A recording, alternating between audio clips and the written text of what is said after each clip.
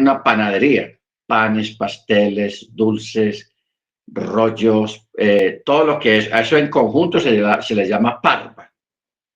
Pero en el texto hebreo, en aquella época que se escribió el texto hebreo, la Torá, parva eso es un sembrado que tiene los frutos ahí listos, que no los han recogido.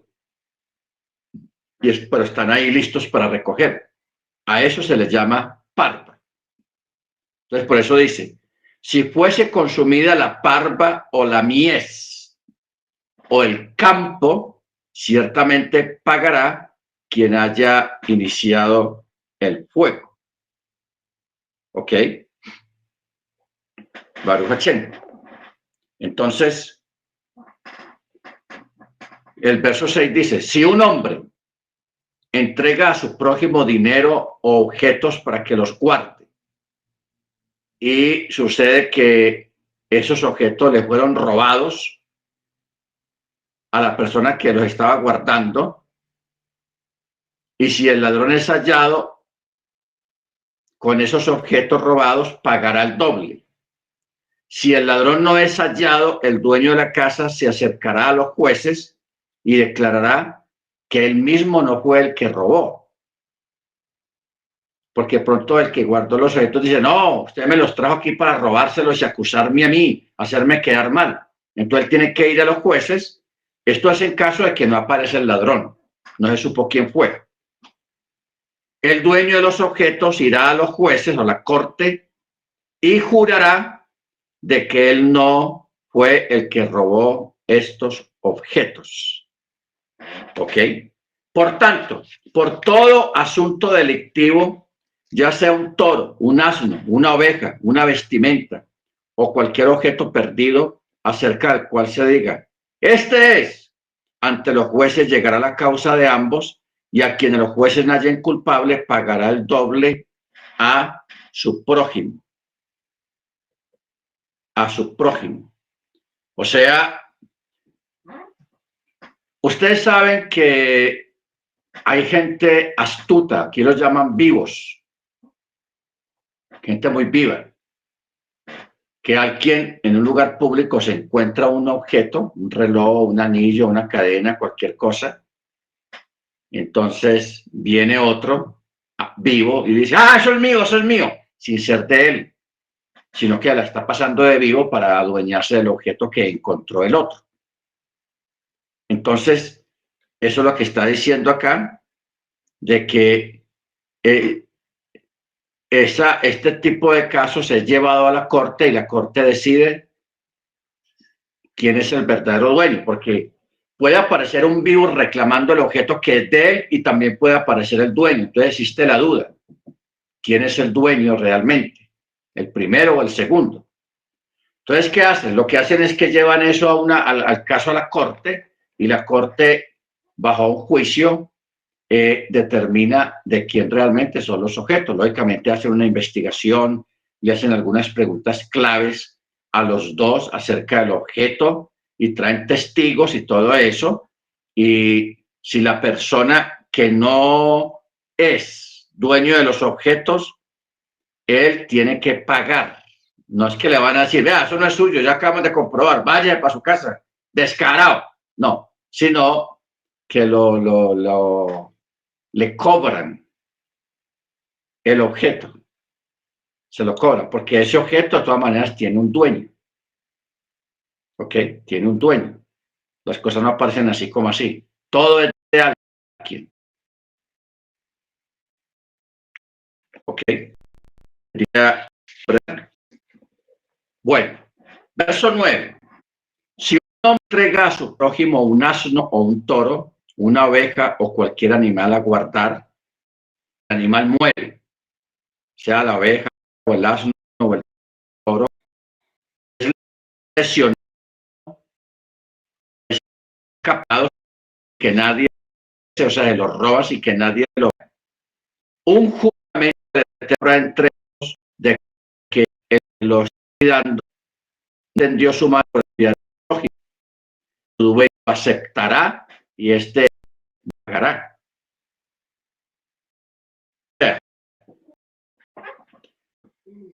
persona le da a dar a otro un toro, una abeja o cualquier animal, pero el animal se muere,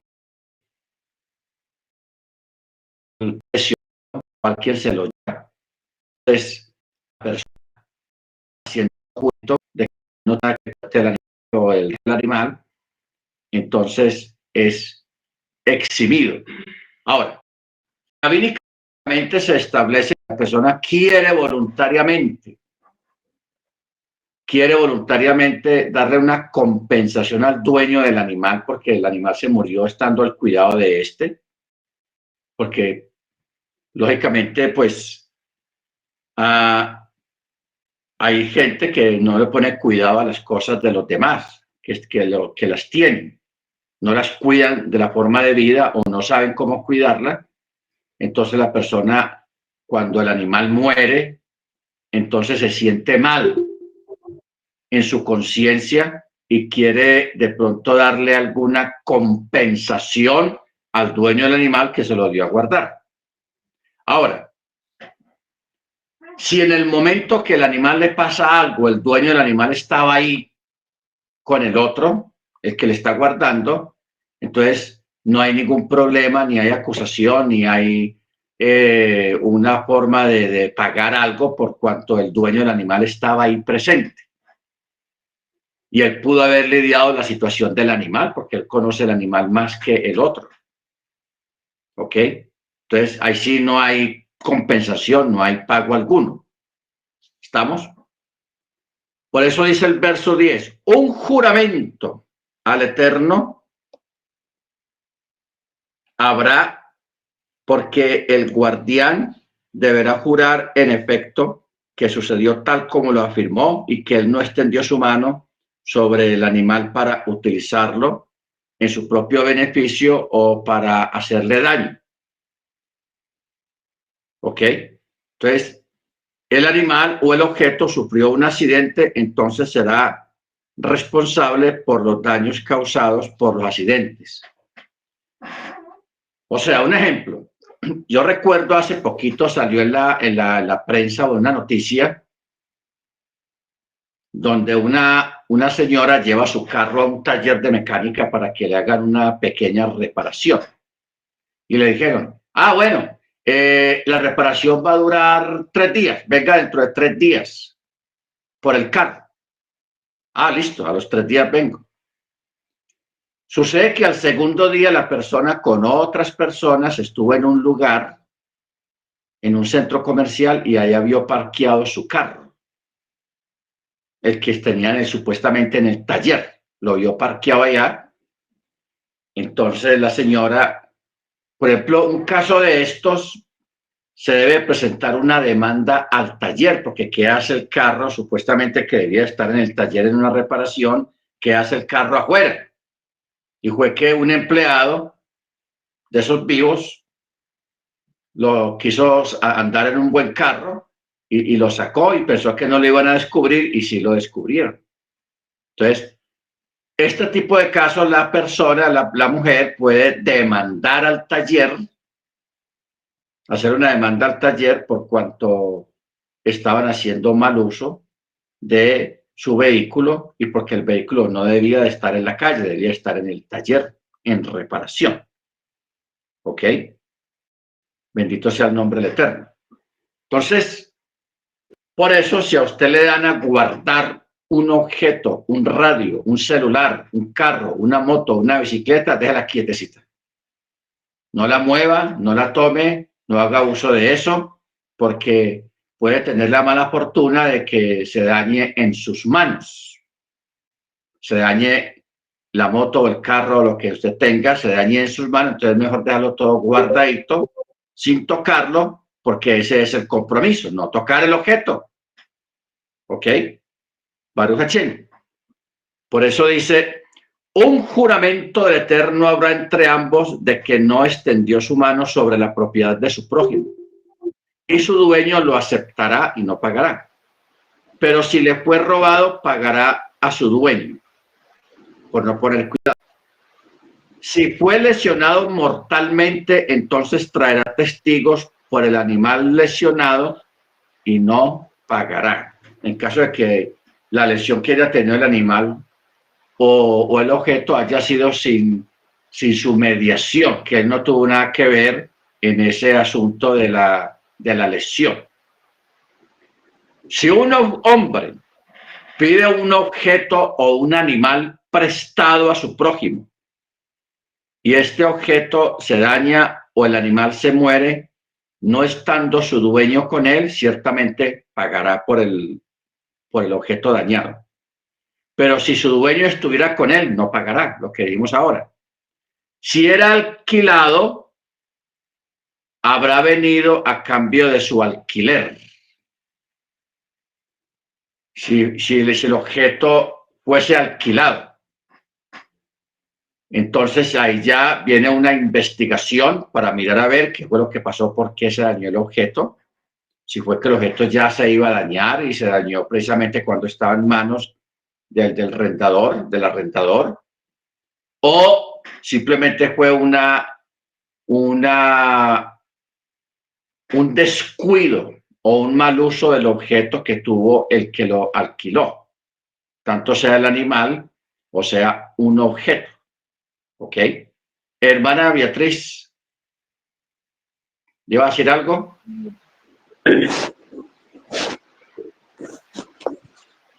Hermana Jennifer. No. More, me llama mucho la atención la parte donde dice usted, un juramento harán al Eterno.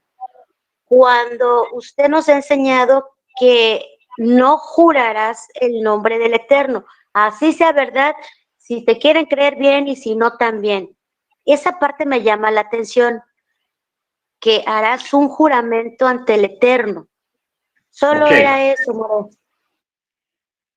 Antiguamente se permitían los juramentos en esta época, pero ya luego fueron quitados, porque la gente ya juraba por cualquier bobada, hacían un juramento. Entonces eso se volvió como algo rutinario y perdió efectividad. Pero como aquí estamos leyendo ya lo de los principios, entonces lo que ocurre también es que cuando se habla de este tipo de juramentos, son los juramentos que se hacen en una corte, porque estos son juramentos de corte. Por eso hablábamos de que en una corte, al menos en Estados Unidos, le pone una Biblia en la mano de la persona, que la persona ponga la mano sobre la Biblia y diga, jura usted por sobre esta Biblia de que usted va a decir la verdad y nada más que la verdad, y la persona dice, juro. Ahora, esos juramentos en este tiempo en una corte son permitidos, pero si la persona jura que va a decir la verdad y no dice la verdad, le dan cárcel. Eso tiene un nombre, no me acuerdo cómo se llama ese delito. Perjurio. Exacto, eso es perjurio. Eso es perjurio, ese delito. Entonces, por eso, cuando una persona es llamada a una corte de verdad, tiene que ir a decir la verdad, porque si no dice la verdad y dice una mentira por cubrir al otro, al acusado, o por cubrir al acusador también, porque se puede presentar así también, entonces, si se descubre más adelante que la persona mintió, lo acusan de perjurio y también va para el bote o paga una fianza o una multa muy grande. Pero eso da cárcel, o sea, el perjurio da cárcel. ¿Ok? Entonces se permite jurar allá en una corte, pero ya a nivel civil, a nivel familiar, a nivel congregacional, a nivel de sociedad afuera, no es bueno, no se acepta bíblicamente el juramento o los juramentos. ¿Por qué? Porque ya hoy en día la gente jura y jura y jura y no dicen la verdad. Entonces, por eso los juramentos no están permitidos hoy en día bíblicamente. No está permitido. Por eso Pablo dijo, vuestro hablar sea sí, sí, no, no. Sí o no y punto. O sea, de palabra, pero no de juramento. ¿Ok? Bendito sea el nombre del Eterno. Muy bien. Entonces, por eso dice, verso 14, si su dueño estuviera con él, no pagará. Si era alquilado, entonces habrá venido a cambio de su alquiler. ¿Ok? Verso 15. Si un varón seduce a una virgen que no está desposada, o sea, no está comprometida, y yace con ella, debe darle un contrato matrimonial, o sea, queda amarrado y debe darle un contrato como esposa, como si fuera la esposa. Pero si su padre no quisiera dársela a ese hombre, la hija, entonces pesará dinero conforme al contrato matrimonial de las vírgenes. Y según en esa época, eran 50 ciclos de plata, mucho dinero. O sea, los checalim, 50 ciclos de plata, por haber perjudicado a la muchacha y haber perjudicado a la familia de la muchacha. ¿Ok? Entonces, obligatoriamente tenía que casarse con ella si fuera casado o no casado. Lo obligaban a casarse por haber mancillado a una virgen en Israel. Pero si el padre dice, no, yo no quiero que mi hija se case con ese sinvergüenza o no sé qué, o fulano de tal, entonces más bien que pague la dote de un contrato matrimonial. O sea, esos 50 ciclos de plata es algo así como la dote que se paga por una virgen en Israel. Entonces, por eso son 50 ciclos de plata. Ahora, aquí no está hablando si la muchacha, si él lo hizo a la fuerza, como una especie de violación, o fue con consentimiento de la muchacha. No importa de la forma como haya sido, porque un varón en Israel tenía que saber sus límites en cuanto a las vírgenes en Israel, porque hay unos límites y hay unas leyes y normativas respecto a eso. Porque, por ejemplo, en Estados Unidos, una joven, una niña o una muchacha es intocable hasta los 18 años. En algunos estados 16 años, en otros 18 años.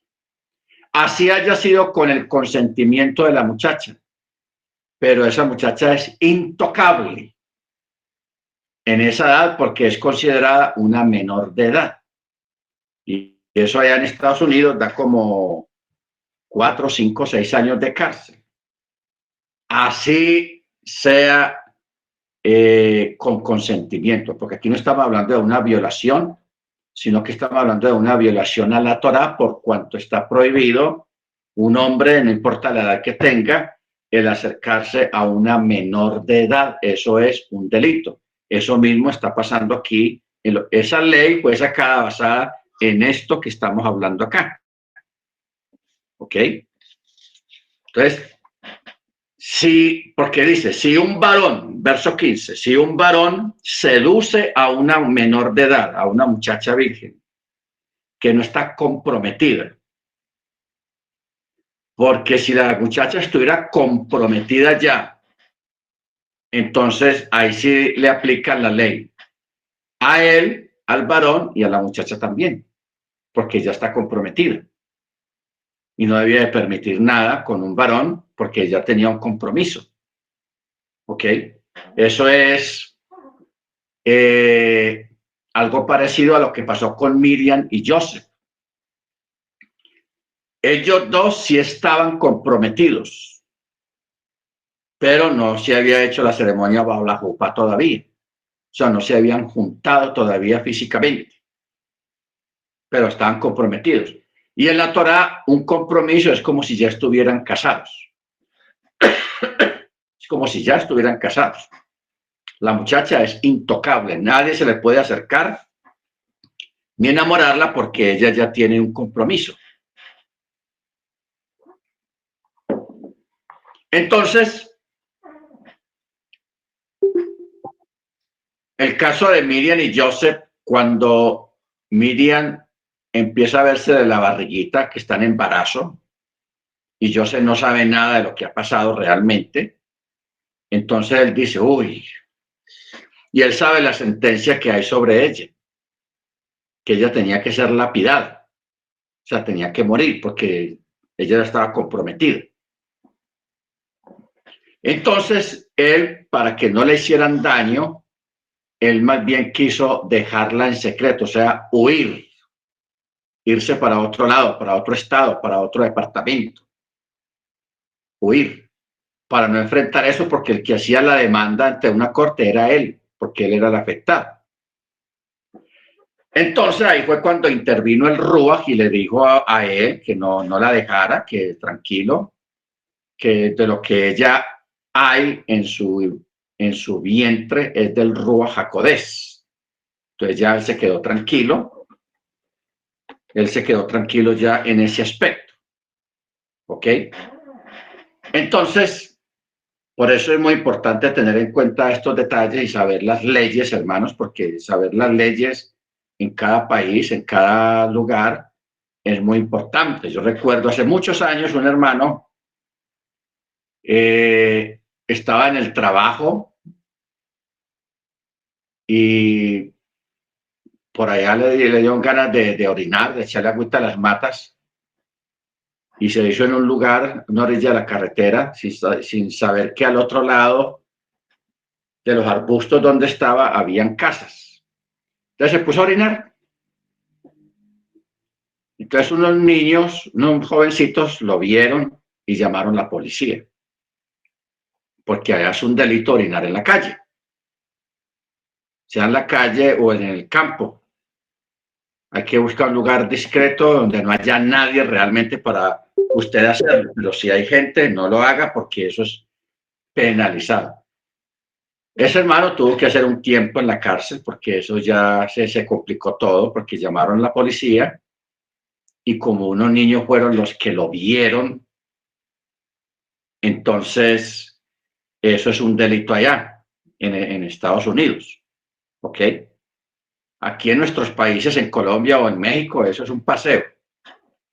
Que no debería ser así tampoco, porque es de mal gusto una persona en una acera o en un muro por ahí orinando, eso tampoco es como que sea como muy bueno de ver. Y eso es feo y desagradable. Entonces, eso es muy, muy importante tenerlo en cuenta para saber las leyes cuando usted vaya a un país, para que no se meta en problemas con un asunto de estos. ¿Ok? Entonces, por eso el verso 15 dice, debe de darle un contrato matrimonial. O sea, tiene que casarse con la muchacha, obligatoriamente. Si no quiere casarse o el papá no se la quiere dar por esposa, entonces tiene que pagar una multa y esa multa eran 50 ciclos de plata, que eso es mucho dinero. 50 ciclos de plata, eso era un dineral. Pero por ponerse a usar, aprovecharse de una niña, de una menor de edad. ¿Ok? Verso 17. A una hechicera no dejarás vivir. Mire cómo dice este texto, solamente eso es el texto 17. A una hechicera no dejarás vivir, sino que deberá ser condenada a muerte por un tribunal. La misma ley se aplica tanto a hechiceros varones como a mujeres, solo que se menciona específicamente a una hechicera porque las mujeres son las que más practican este tipo de cosas, la hechicería. son las mujeres. También algunos varones, pero aquí implícitamente está haciendo alusión tanto a una mujer, como lo dice explícitamente, como al varón también debe de morir si lo descubren practicando asuntos de hechicería. ¿Ok? Hermana Jennifer, ¿ibas a decir algo? No, Morey, tengo apagado mi micrófono. Es que lo tienes encendido. Perdón, Ahora, perdón. yo quiero hacerles una pregunta a ustedes. Para ustedes, ¿qué es hechicería? ¿Qué es hechicería para ustedes? O sea, aquí está hablando de que una hechicera no dejarás vivir. Pues es un acto de hacer brujería conforme a recetas o leer las cartas o ir a ver a un brujo. Bueno, no sé. Para mí que son personas que tienen como ciertos dones, se puede decir, de adivinación y de hacer menjurjes.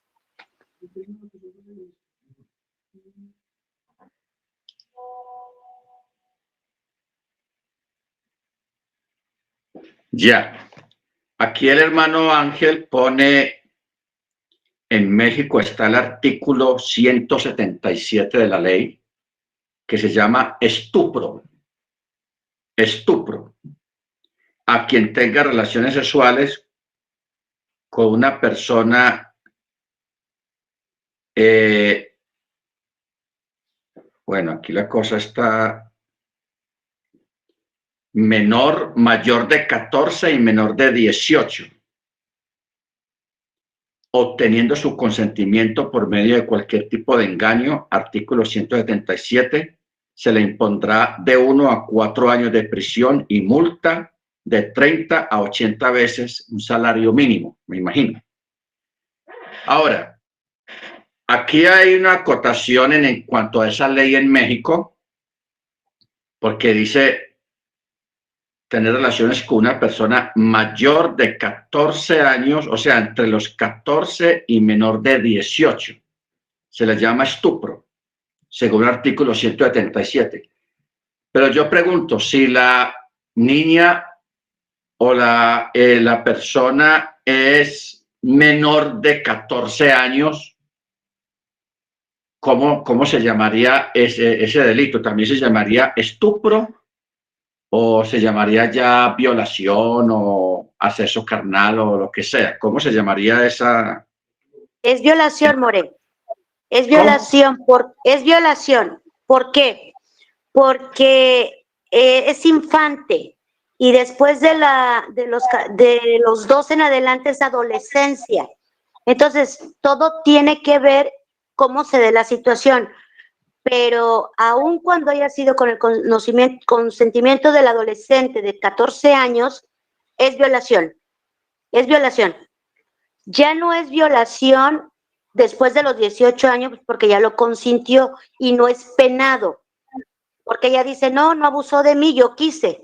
Bueno, pero si aún así, si es menor de 18 años y los papás ven una situación que el varón es mayor de edad, lo pueden acusar de abuso sexual. Aunque la niña diga que fue por su consentimiento, es abuso. La ley es muy clara y lo marca. Y esa persona va a la cárcel. Ahora, después, bajo los 14 años es menoría de edad y la después sigue la adolescencia. Así lo marcan cuando nosotros nos los dice, por ejemplo, la Policía Federal, los derechos de las niñas, niños y adolescentes en el régimen educativo. Ah, ok. O sea que está claro. Allá en México, entre 14 y 18, se llama estupro, así sea con consentimiento. Y da, ¿cuánto? 1 a 4 años de cárcel. Pero si es menos de 14 años, 13 años, 12 años, ya es violación porque ya es una niña menor de edad, así sea con consentimiento o sin consentimiento, lo que sea, pero ya se toma como violación y ya da más años de cárcel, me imagino.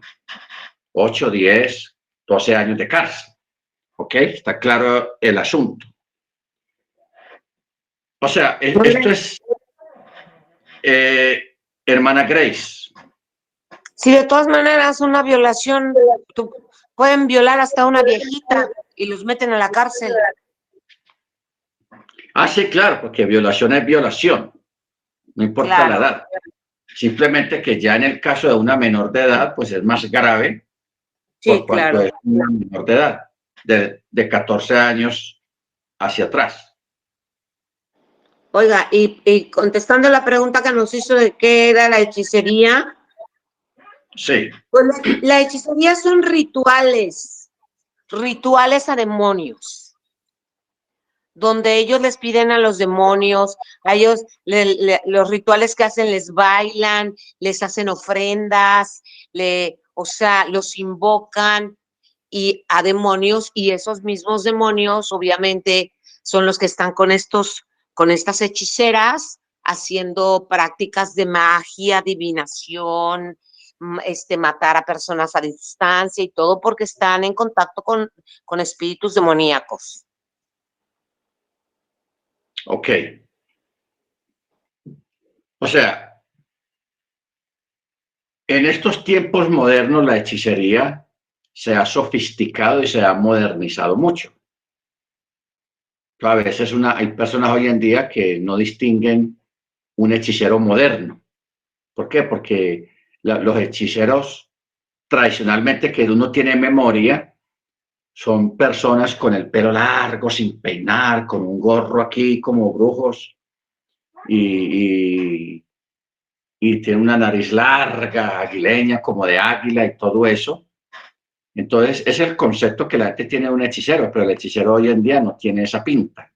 Es una persona común y corriente, bien presentada, no usa esos gorros negros, ni tiene la nariz puntiaguda, y se peina muy bien y tiene una buena presentación. Simplemente que estas personas siguen practicando las mismas cosas, pero de una forma más sofisticada, más moderna.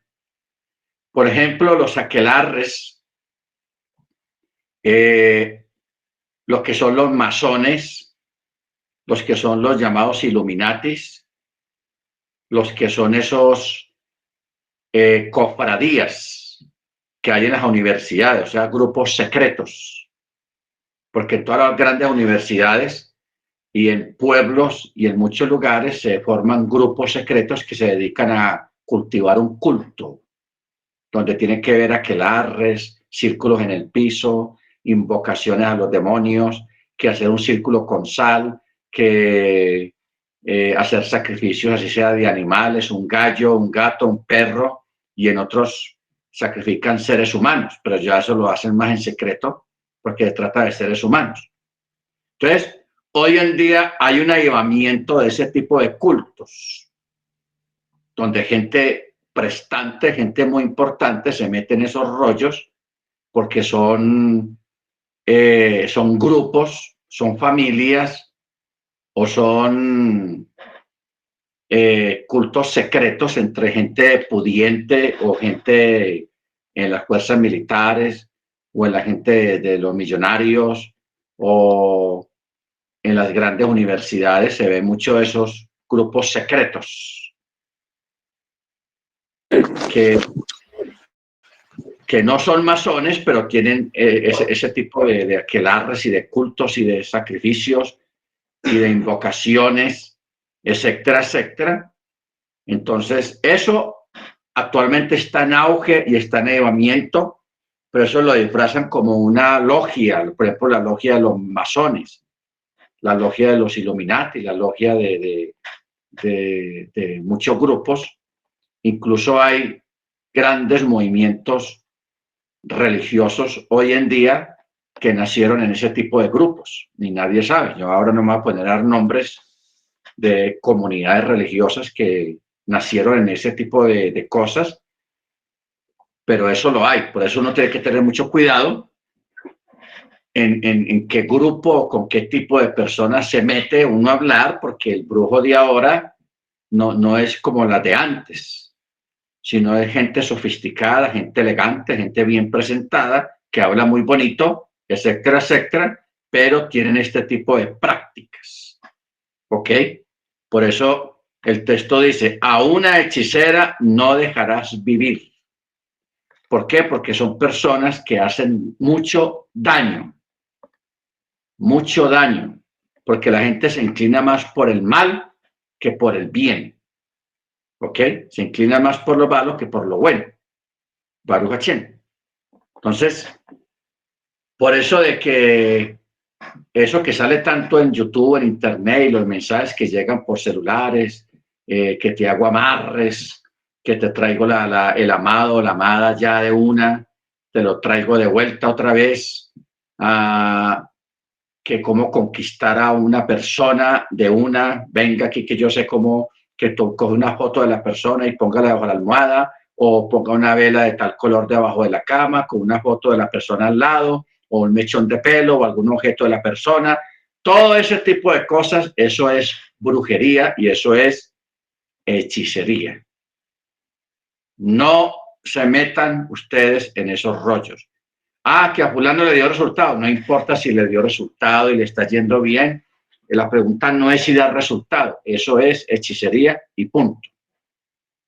Porque es que a veces la gente se basa o cede con esas cosas pensando que es que eso a fulano le dio resultado. Vea, le cuadró el marido, le cuadró la mujer, le trajo un novio, le trajo la novia, le arregló el problema, le solucionó la pelea que tenía con el esposo, con la esposa y todo eso, y todo lo hicieron fue basado en brujería, porque lo más tenaz de eso es que eso en vez de hacer un bien, eso hace un mal.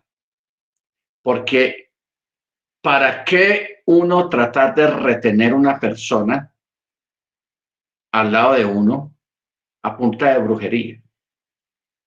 ¿Qué gana usted con tener un hombre o una mujer al lado suyo, haciendo lo que usted quiera, a punta de brujería? El día que le falle la brujería, esa persona va a abrir los ojos y va a decir, ve, ¿usted quién es? ¿Y dónde estoy? ¿Ah?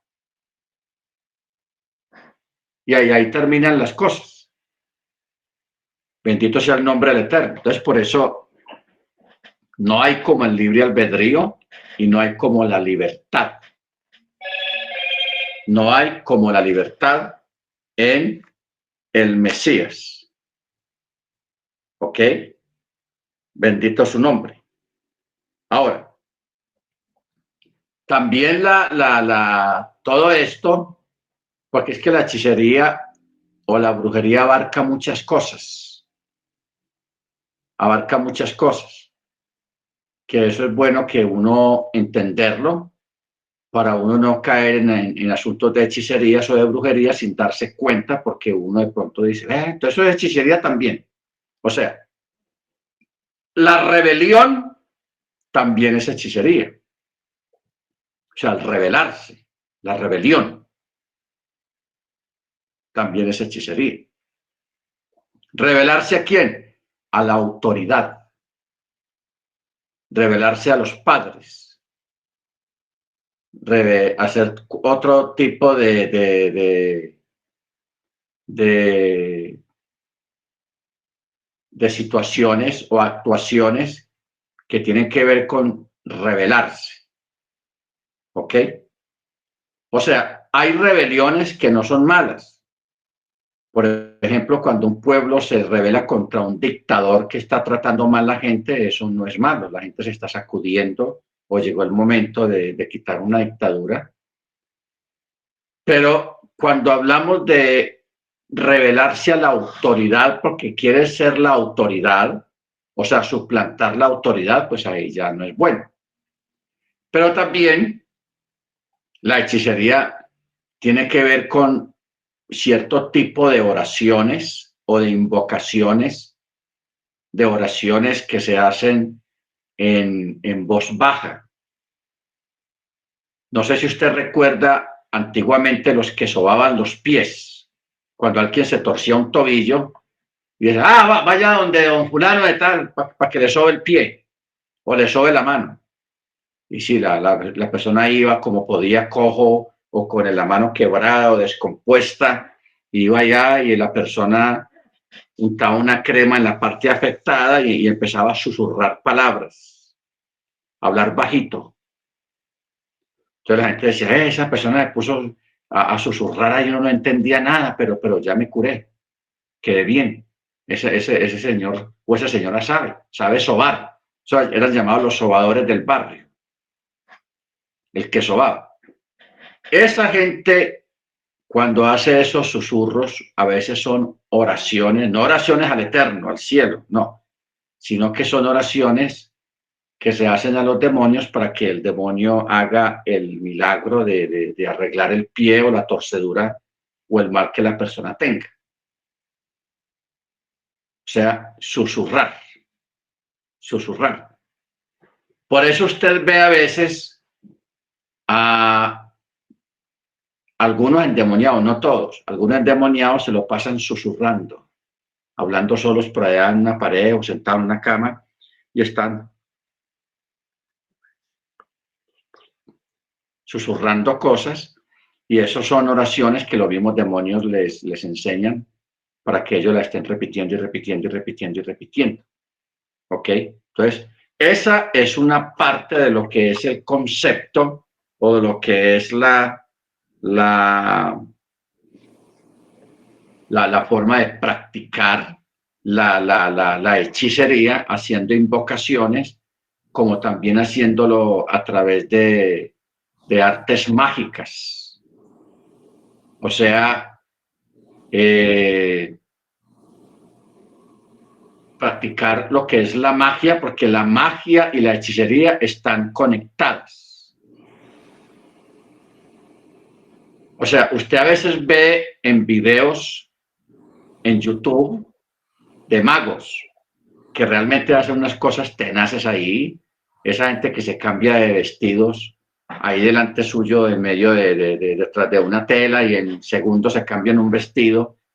Unos son trucos, la mayoría de esos son trucos, muy bien hechos realmente, porque dejan a la gente descrestada. Pero hay otros que sí es magia, pero eso es magia practicada a partir de la asistencia de demonios para hacer ese tipo de magia. ¿Ok? Eso no viene del Eterno. Yo quiero que recordemos, hermanos, por ejemplo, lo de Moche y Aarón con Faraón, con Paró. Moche tiró su vara al piso y se convirtió en una serpiente o un cocodrilo, como usted lo quiera tomar. No era una estatua de un animal, sino que era un animal vivo. Entonces, Faraón dijo, ¡ah! Y mandó a llamar sus magos. Y los magos, haciendo invocaciones y me imagino susurrando, también tiraron sus varas y se convirtieron en cocodrilos o en serpientes. O sea, hicieron lo mismo, imitaron el poder del Eterno, porque el cocodrilo, la serpiente de Moche, fue por el poder del Eterno. Pero aquellas otras serpientes o cocodrilos que aparecieron ahí, que también los crearon los magos de Faraón, no fue con poder del Eterno, sino por poder de fuerzas oscuras. Pues, ok, Kohot, fuerzas oscuras. Entonces, ahí vemos lo que, y ratificamos lo que dice Rab Shaul, Pablo, que Hasatán, que el Eterno lo reprende, se disfraza como ángel de luz. O sea, tratando de imitar lo que el Eterno hace. Lo imita. Cosas que el Eterno hace, también las imita. Porque cuando usted ve todo el relato, usted ve que algunas plagas, los magos de Faraón las hicieron también. Las imitaron también, fueron capaces. O sea, para mí, el acto del agua en sangre, eso me pareció un portento tenaz. Convertir todo en sangre. Aún el agua que estuviera guardada por ahí, se convertía en sangre. En la casa de los egipcios, si tenían agua guardada, en sangre. No tenían de dónde tomar agua. Y los magos de Faraón también hicieron eso, fueron capaces de hacer semejante hazaña. ¿Ok? Entonces, es importante que nosotros tengamos presente estas cosas para que no sea confundido. Y ojo con el texto. A Satán, que el Eterno lo reprenda, se disfraza como ángel de luz, engañando a muchos. Entonces, de ahí, de que hay gente allá afuera que quiere impresionar, quiere atraer personas con milagros, susurrando palabras y atribuyéndole eso al Eterno. No, eso es de Dios, eso es de Dios. Eso no es de Dios. ¿Cómo se sabe lo que es de Dios a lo que es del Eterno? Lo que Pablo también dice. Probad los espíritus, si son de Elohim o no son de Elohim. Todo espíritu que confiesa que Yeshua ha venido en carne, así dice en Reina Valera, pero el texto hebreo no dice así. Todo espíritu que confiesa que Yahweh se hizo carne o que Yahweh es Yeshua, este es de Dios. Pero el que no confiesa eso, no es del Eterno. ¿Ok? Entonces hay una historia rabínica de dos sabios que se fueron a hacer una vuelta a otra ciudad muy lejana. En aquella época pues no habían aviones, ni carros, ni trenes, ni nada, todo era a caballo o a pie. Entonces, dice que ellos los cogió la noche en una posada, lo que hoy en día sería un hotel, en una posada. Entonces, cuando ellos estaban cenando, vino una mujer que la que servía pues las comidas a los comensales ahí en el restaurante y les trajo agua a los dos vasos de agua. Entonces, uno de ellos se tomó el agua de una, pero el otro le dio desconfianza. Vio algo raro en la mujer y dijo, no, yo no me voy a tomar ese vaso de agua. Entonces, él distraídamente lo tiró al piso, como para simular que sí se tomó el vaso de agua. Al otro día, hermanos, se fueron a dormir. Al otro día vino el que había tomado el vaso del agua, vino feliz que porque había comprado un burro muy barato y lo tenía, y él como que madrugó muy temprano mientras el otro estaba dormido. Él se madrugó y salió a la calle y regresa al mesón. Mira, era un rabí. Mira, rabí, mira el burro que compré. Mira qué bueno. Me costó poco dinero. Es una ganga.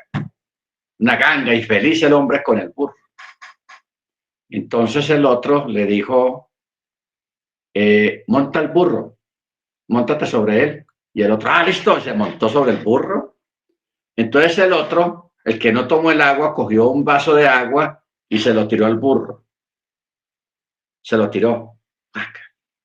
Inmediatamente, hermanos, desapareció el burro y apareció el rabí montado sobre la espalda de una mujer. O sea, la mujer se había convertido supuestamente en un burro y que este rabí lo había comprado. Pero entonces era un hechizo. Era un hechizo. ¿Ok? Porque para que usted sepa, muchos de los hechizos, o cuando usted tenga desconfianza de algo que usted cree que está viendo, porque eso es la magia. Así es como funciona la magia. Usted lo hacen ver cosas que no son, pero están ahí, usted la está viendo. Pero si usted tiene desconfianza de lo que está viendo, tírele agua.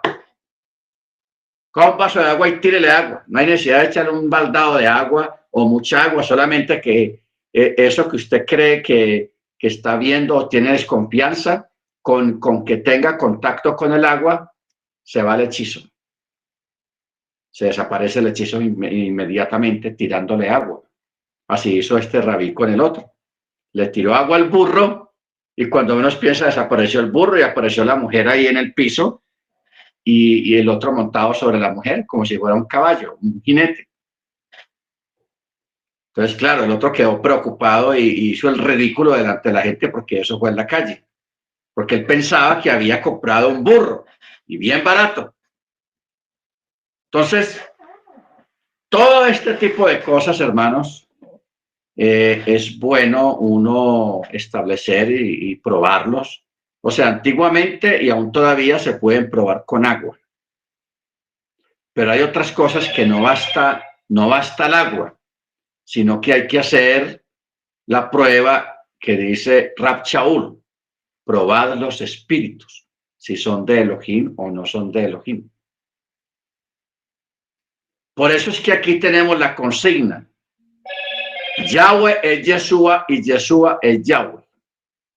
Y eso es lo que dice Pablo. Lo que pasa es que el texto, ahí lo alteraron. Alteraron el texto y pusieron todo espíritu que no confiesa que Yeshua ha venido en carne, no es de Dios. Pero todo espíritu que sí confiesa que Yeshua ha venido en carne, sí es de Dios. O sea, alteraron el texto de una forma ridícula, realmente, porque el texto original dice, todo espíritu que no confiesa que Yahweh se hizo carne o que Yahweh es Yeshua, no es de Dios. Pero el que confiesa que Yahweh es Yeshua, este sí es de Dios. ¿Ok? Entonces, ya tiene usted prácticamente una forma de probar. Y no es, te reprendo en el nombre. No, simplemente preguntarle, óigame, ¿usted cree que Yahweh es Yeshua y Yeshua es Yahweh? Si la persona o el aludido te dice que sí, yo creo, ese es de Dios y ahí no va a pasar nada. Pero si la persona le dice, no, yo soy dualista. No, son dos dioses. O otro te dice, no, soy la Trinidad, yo creo en la Trinidad. Ese no es de Dios.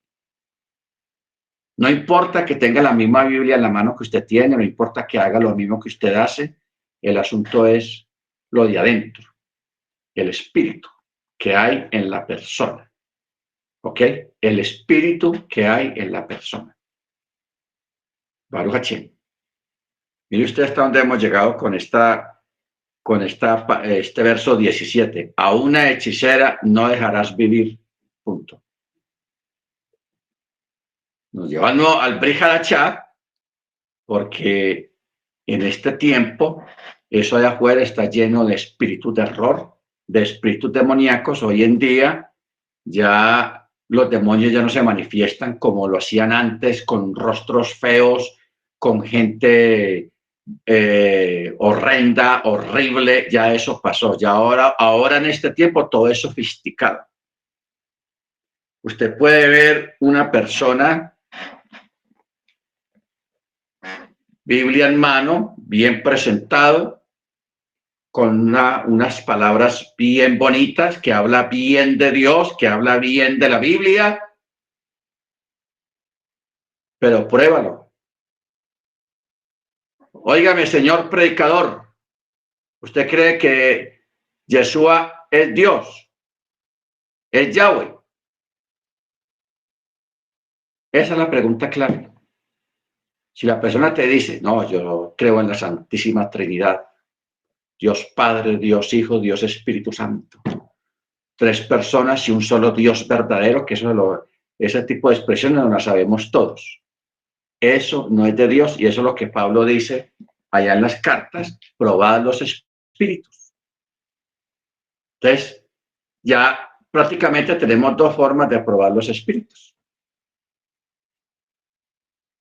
Uno, si usted duda de lo que está viendo. O sea, yo recuerdo a una persona que fue a un show de un mago en la calle, porque eso era afuera. Fue a un show. Entonces, puso un pollito recién nacido. Pues ya tenía por ahí unos 10 días de nacido. Pollito chiquito. Le amarró al cuello del pollito una cuerda que iba amarrada a un chasis de un camión. de una mula, un camión de esos de 18 ruedas, cargado. Entonces, ¿cuál era el detalle aquí? Que lo que jalaba, o sea, la gente veía un pollito, pero ahí no había un pollito, era otro camión, jalando otro camión, una grúa grande jalando un camión.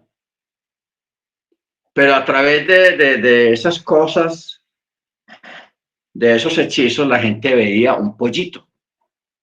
Y uno decía, todo el mundo decía, un pollito jalando un camión. ¡Wow! Pero ahí se había colado alguien. Entonces lo que hizo fue que le tiró agua al supuesto pollito. Y cuando él tira el agua al supuesto pollito, el pollito desaparece y apareció la grúa. Era lo que llaman antiguamente un encantamiento. Ver lo que no es. ¿Ok? Entonces, cuando usted le diga, vea, allá en un lugar, en el culto, en el servicio, cae oro, le aparece oro en la mano de la gente. Y la gente se va para allá a buscar el oro. Y la gente ve el oro, pero eso no es oro. Échele agua y verá qué es lo que aparece ahí. ¿Ok? Entonces, por eso dice la escritura, mi pueblo perece no por falta de pan ni de comida, sino por falta de conocimiento. Por eso es importante las parachot, porque las parachot, open mind, nos abren los ojos en muchas cosas. ¿Ok? Baruch Hashem. Hermana Seña. Sí. No sé si tiene que ver con lo mismo, pero es una inquietud que tengo. Son dos. Una vez encuentro en YouTube cuando uno está buscando por la parashat o buscando estudios. Aparece alguien que dice, coge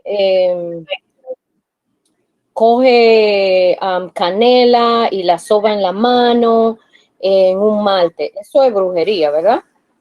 Sí. Ok. Otra pregunta es que sabe que sé que usted lo vio porque era cristiano, ¿verdad? En los cristianos, cuando iba y oraban y las personas íbamos adelante y, el que quiere recibir a Jesús, ¿verdad? Así como su Señor y Salvador. Y habían esas personas que le daban en la frente y caían. Supuestamente no, caían porque yo veía que caían. ¿Eso es real o no? Bueno, eso, hermana,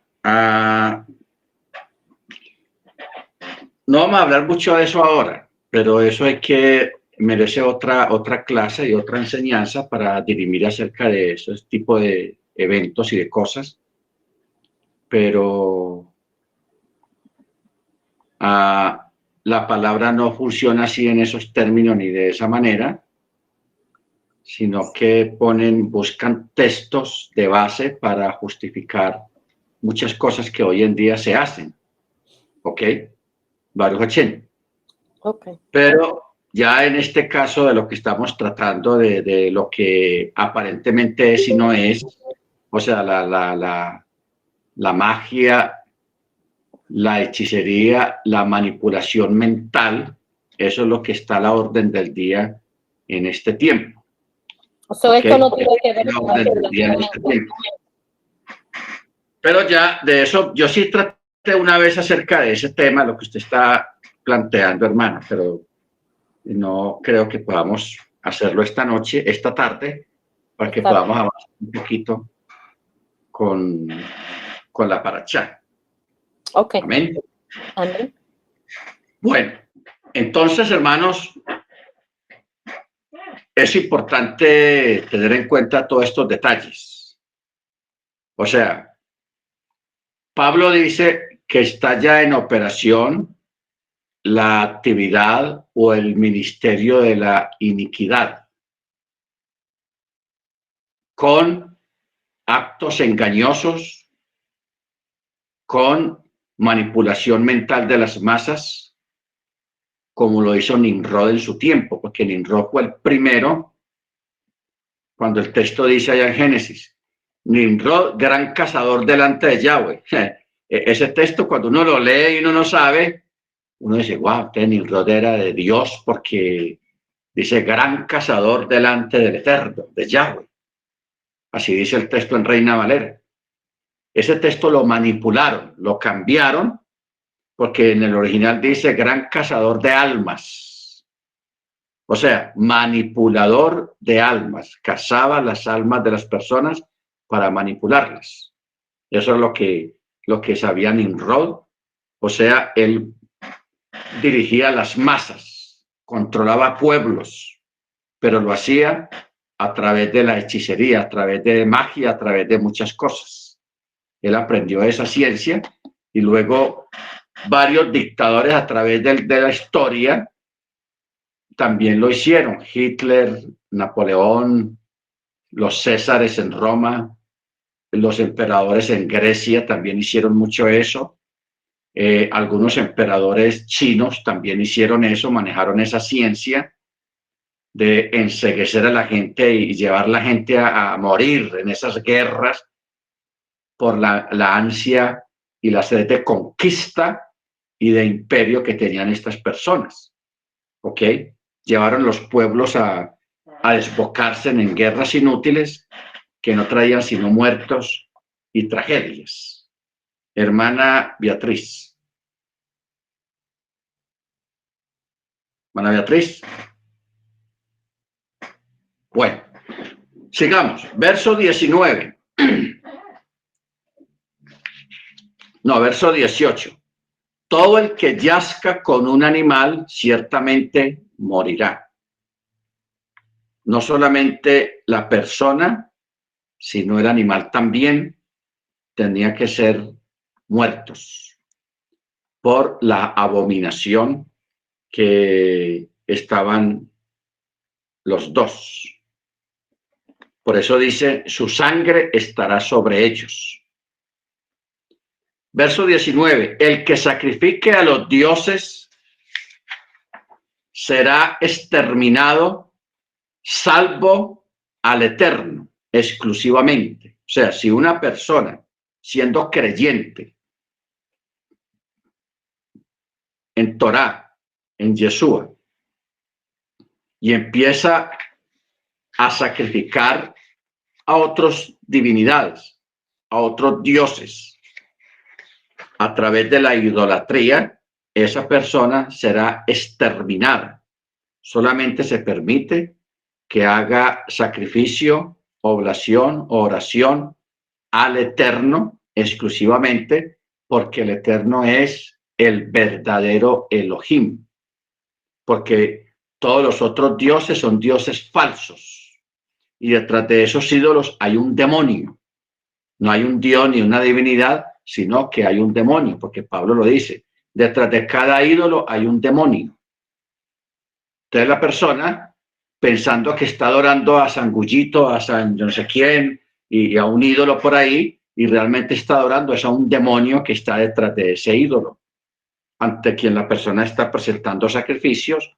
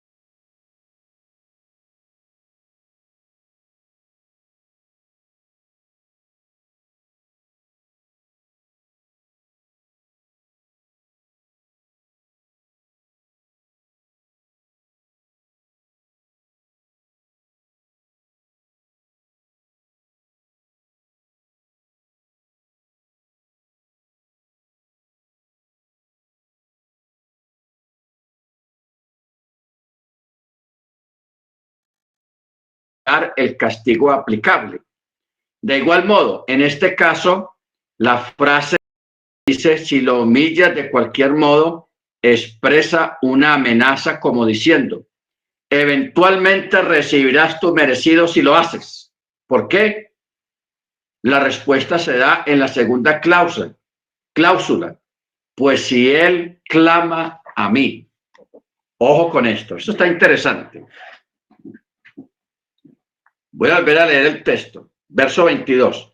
Si los humillas de cualquier modo, pues si ellos claman a mí, ciertamente escucharé su clamor. Se encenderá mi ira y mataré a ustedes con la espada, y sus mujeres se convertirán en viudas y sus hijos en huérfanos. Bueno, vamos a hacerle una exégesis a este texto. ¿Qué es lo que quiere decir esto? Primero dice, si ellos claman a mí, si no claman, ojo con esto. Por ejemplo, hay un huérfano y al que lo trata mal. Y el huérfano responde, a ver, ¿cómo es la cosa? Vengan a ver y peleemos. Y les pone pelea más bien, o sea, no se deja, como se dice, no se deja humillar de nadie. Ahí no pasa nada. Claro, el humillador o el acosador está haciendo algo malo y dará cuenta delante del Eterno por eso malo que está haciendo. Pero aquí hay una excepción. Si la persona humillada clama y dice, Señor, ¿qué voy a hacer? Señor, mire cómo me están tratando. Y llora y la persona sufre por tanto maltrato que le están haciendo, etcétera, etcétera. Ahí es donde aplica esta sentencia acá. Dice, ciertamente yo escucharé su clamor y se encenderá mi ira, dice Yahweh, y los mataré a ustedes con espada, y sus mujeres se convertirán en viudas también, y sus hijos en huérfanos. O sea, sobre el humillador, el vejador, caerá la sentencia de parte del cielo que van a caer en la misma situación que la otra persona, a quien están humillando. Porque hay un texto que dice, el quien debe dar paz en ella. ¿Qué quiere decir esto? Que le hagan otro, que otro caiga y un daño. Esa misma persona caerá en su propia red, o sea, en sus propias palabras. Será enlazado en sus propias palabras. Por eso es que Yeshua decía mucho, y Pablo también lo ratificaba, bendecid, no maldigáis, bendigan, no contesten mal por bien, sino si alguien los insulta, Dios lo bendiga, shalom. Si alguien les dice algo maluco, bendiciones, ¿ok? Porque si usted responde de la misma manera con otra maldición, eso es lo que se vuelve en contra suya, se vuelve en contra de usted. Por eso dice, el que tiende red a sus pasos caerá en ella. La otra persona con sus maldiciones que te dice y las cosas malas que te hace, dará cuenta al Eterno de todas maneras. El problema es cómo responde usted a la maldición, cómo responde usted al insulto, cómo responde usted a la vejación. Ahí está la cosa. Por eso dice, si la persona se humilla delante del Eterno y sufre y no responde mal con mal, entonces ahí es donde aplica, ciertamente escucharé su clamor. ¿Ok? Entonces es mejor cogerla suave. No ser un humillador, no ser un vejador, quedarse calladito, dejar a la gente tranquila, tener más bien rajén y misericordia, que atraer sobre nosotros juicio y castigo y miseria. ¿Okay? Pero esa gente está endemoniada, ¿verdad, More? Porque esa gente que daña, ofende, insulta, es gente que también está endemoniada y uno tiene que detectar eso porque nuestro Adón Yeshua nos abre oídos espirituales y ojos espirituales. Entonces detectas que esa persona tiene algún demonio. Y por eso te tienes que quedar callada, porque sí, que Dios te bendiga y bye. Eso es lo que se llama discernimiento, tener discernimiento en ciertas ocasiones, porque no siempre hay gente que vive de eso, insultando y rumiando y hablando cosas. Eso es gente que vive de eso y esa es la costumbre. Pero si hay unas excepciones, hay unos casos que hay que examinarlos con lupa y para uno detectar si son demonios o son cosas que no son naturales, para uno ya reprender y no emparejarse. Por eso uno nunca se debe emparejar con el abusador ni con el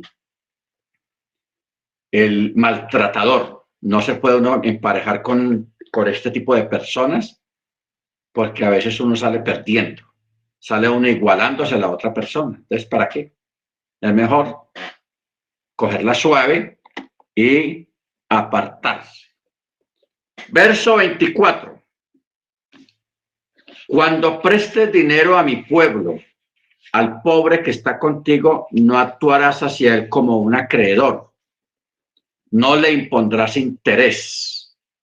Si tomas la vestimenta de tu prójimo en garantía hasta la puesta del sol, se la habrás devuelto, pues ese es su único ropaje y su vestimenta para su cuerpo. ¿En qué se acostará? Cuando él clame a mí, lo oiré, porque yo soy piadoso. O sea, los negocios injustos, no cobrar interés entre los hermanos cuando se presten dinero. Que, hermano, vean, necesito un préstamo, es tan amable, por favor, tal y tal cosa. Ah, bueno, sí, al 2, al 3, al 4%. No, no cobrar interés. ¿Ok?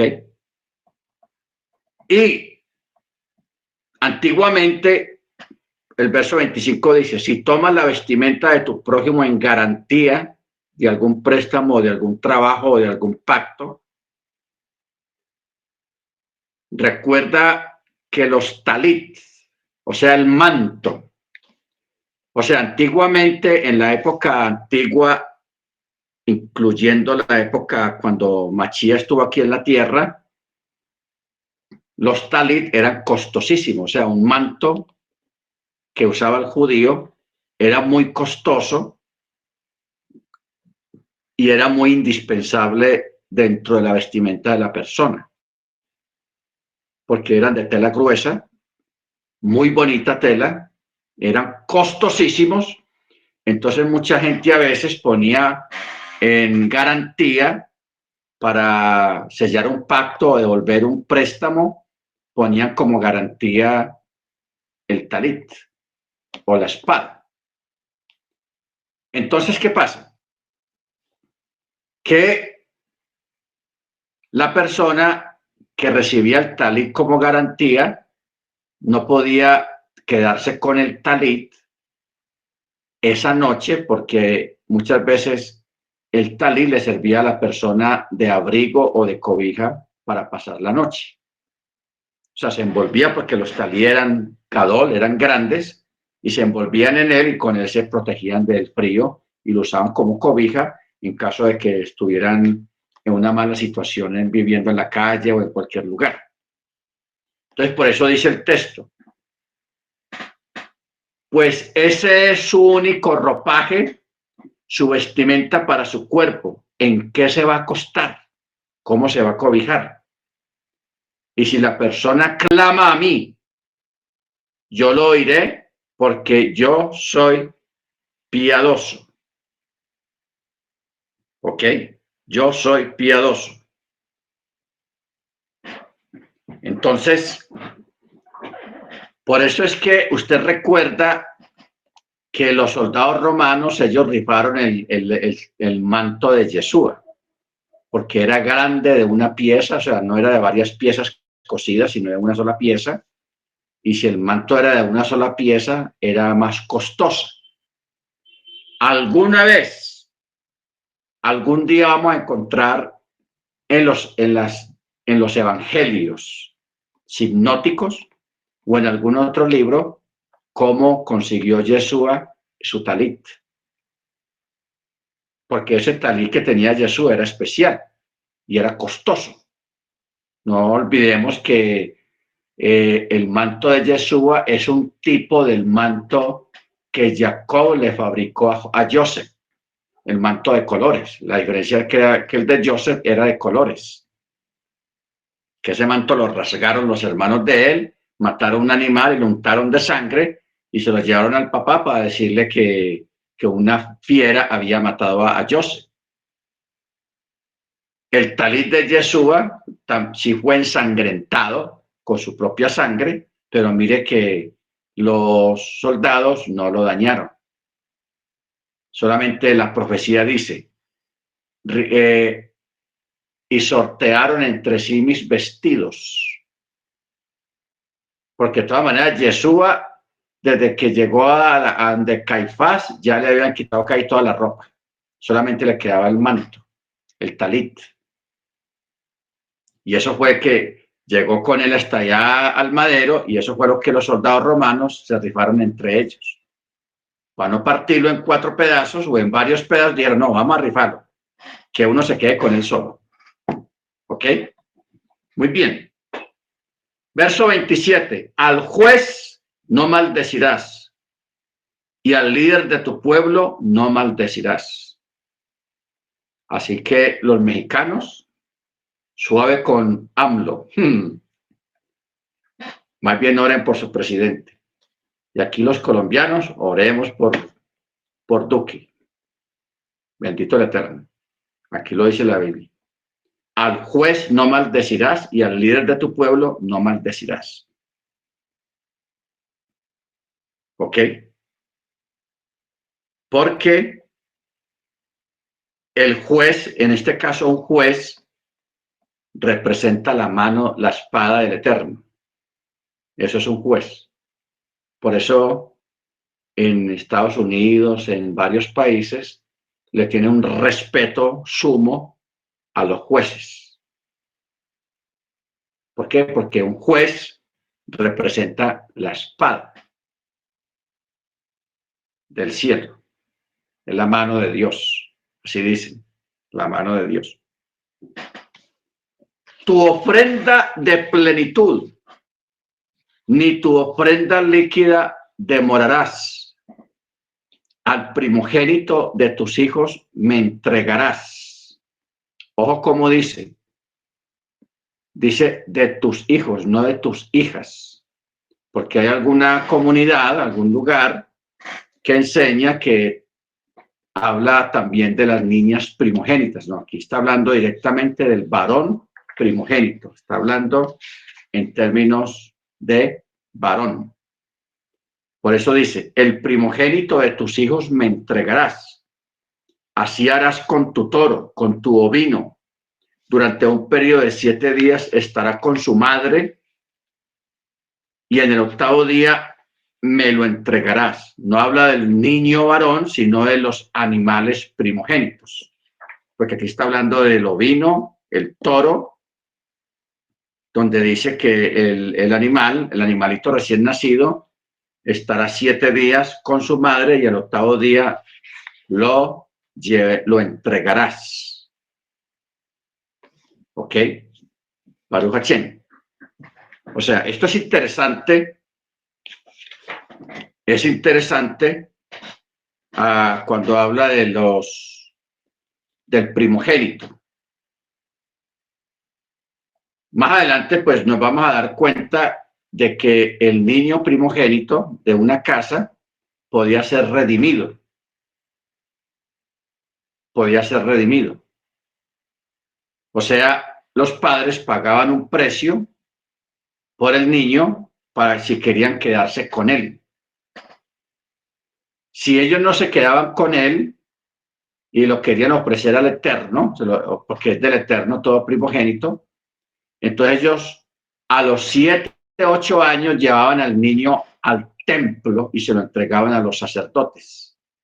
Y allí el niño se convertía en levita. En levita. ¿Ok? Y allí el niño se quedaba y ya se convertía en un levita, recibía entrenamiento para trabajar en el templo durante el resto de su vida, se podía casar, etcétera, etcétera, normalmente. O sea que cuando hablamos de los levitas, estamos hablando de niños varones primogénitos que fueron entregados al Eterno porque son del Eterno y allí se dedicaban al servicio del Eterno. ¿Ok? Si los padres no querían llevarlo, entonces pagaban el precio del rescate del niño, porque todo primogénito, aquí dice muy claro, es del Eterno. ¿Ok? Baruch Hashem dice, el primogénito de tus hijos me entregarás, y así harás también con el primogénito de tu toro, de tu bovino, y durante un periodo de 7 días estará con su madre, y en el 8º día me lo entregarás. Gente de santidad serán para mí. Carne de animal lesionado en el campo no comerán. Al perro echarán esa carne. O a un gentil.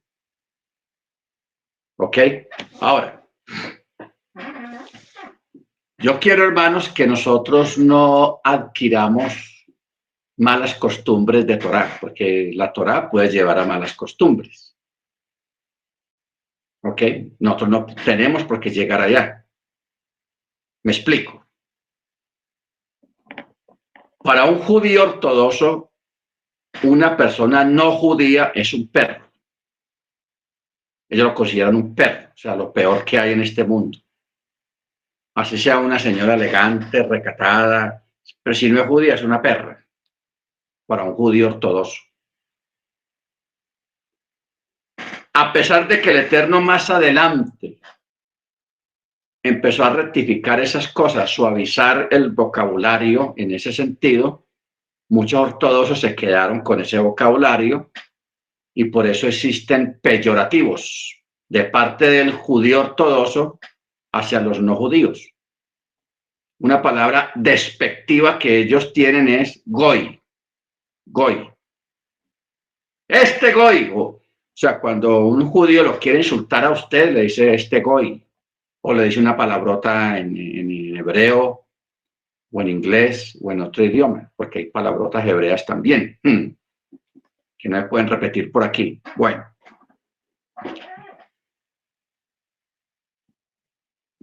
¿Qué es el asunto este? Sucede, hermanos, de que los maestros antiguos mantuvieron esa línea de menosprecio y de sarcasmo hacia el no judío. ¿Ok? Palabras muy fuertes, que incluso Moche en la Torá hay una palabra muy vulgar, muy fuerte de Moche, porque eso quedó muy arraigado en la cultura judía antigua, especialmente en la ortodoxa. ¿Ok? Ojo con eso. A pesar de que cuando usted ve que Salomón mismo lo dijo, que si una persona que estuviera lejos del templo o si un gentil se acercaba al templo, el Eterno, humillado de corazón, el Eterno lo iba a oír, o sea, no lo iba a rechazar, porque el Eterno no rechaza al no judío. Pero el judaísmo ortodoxo se quedó con eso en la cabeza y lo refleja mucho en sus escritos. ¿Ok? Entonces, mire aquí. Usted puede leer, entonces se le echa un perro de 4 patas. No, aquí también se está refiriendo al gentil, al no judío. ¿Ok? También se está refiriendo a un judío. El mismo Rashi lo reconoce, dice, en términos de esta ley, un gentil es igual a un perro. ¿Ok? El gentil es igual que el perro en el sentido de que está permitido entregar o vender a un gentil la carne de un animal lesionado mortalmente, del mismo modo que está permitido darla a un perro. O sea, se compara a un perro con un gentil. ¿Ok? Bendito el Eterno. Ahora, ¿por qué estoy hablando yo de esto, hermanos? Para que usted no se le vaya a subir a la cabeza el llamado que usted tiene ahora, su posición como hombre o como mujer de Torá, y vamos a coger las malas mañas, porque son malas mañas del judaísmo ortodoxo. Usted, a una persona afuera que no guarde Torá, que no celebre Shabbat, que no celebre las fiestas, no piense mal de esa persona y nunca se olvide que esa persona, en la condición en que está y como está en este momento, es un ser humano que también fue creado a imagen y semejanza del Eterno. ¿Ok? Y esto no es un midrash, esto es Torá también. Esa persona que está allá, que aunque no guarde Torá, esté practicando idolatría y otras cosas oscuras, esa persona merece todo el respeto, por cuanto en esa persona hay ruaj del Eterno, aliento de vida del Eterno, y es un alma también del Eterno. ¿Ok? Bendito sea el nombre. Porque, hermanos, yo he escuchado de verdad gente de raíces hebreas referirse a gente no creyente en unos términos muy malucos, muy desagradables, términos aprendidos de los ortodoxos. Porque si yo le digo a usted, como hombre, como mujer que es usted, que está aquí, ¿qué piensan los ortodoxos de usted? Usted se pone rojo y hasta es capaz de tirar la Torá por... O sea, lo que ellos piensan del no judío, de usted. ¿Ok? O sea, cosas terribles, hermano. Pero nosotros no debemos permitir que el conocimiento, que el llamado, que la Torá, que el Shabbat, que las fiestas, se le suba a usted la cabeza y usted vaya a repetir las cosas malas. Atengámonos a lo que dijo Yeshua, hablando de los fariseos. Hagan todo lo que ellos digan, pero no imiten sus malas obras. No imiten las cosas malas de ellos. Ojo con eso. De eso es de lo que estamos hablando en este momento, es lo que se está refiriendo Yeshua. No imiten las cosas malas de ellos. Porque realmente en este mundo perfecto no hay nadie. Nadie es perfecto. Ninguna institución es perfecta. El único perfecto es Yeshua. Bendito sea su nombre por siempre. ¿Ok? Pero de ahí para abajo, hermanos, nadie es perfecto. Bendito su nombre. Ahora, aquí está hablando de no comer carne de un animal, kosher, lógicamente. No estamos hablando de comer perro, o de gato, o culebra, o una lagartija, no. La carne normal de una vaca, de un cordero, de un toro, lo que sea, que se puede comer. Pero si usted sabe, usted supo que ese animal estaba lesionado o estaba enfermo, y así, estando así, por avaricia, porque hay gente que no tiene ética, no olvide que la gente hoy en día no tiene ética. Y vende un animal, la carne de un animal enfermo o que estaba lesionado y lo venden por carne nuevecita. No, vea, compre lo que es esa carne de primera calidad, esa carne es lo mejor. Pero si usted se da cuenta, si usted supo que el animal estaba enfermo, no la coma.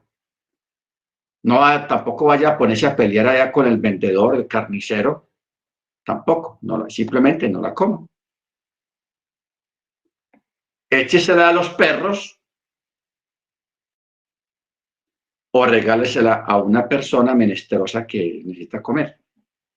Ahora, si usted es muy pulcro y quiere extender su pulcritud, échesela al perro nomás, pero no la regale a otra persona. ¿Ok?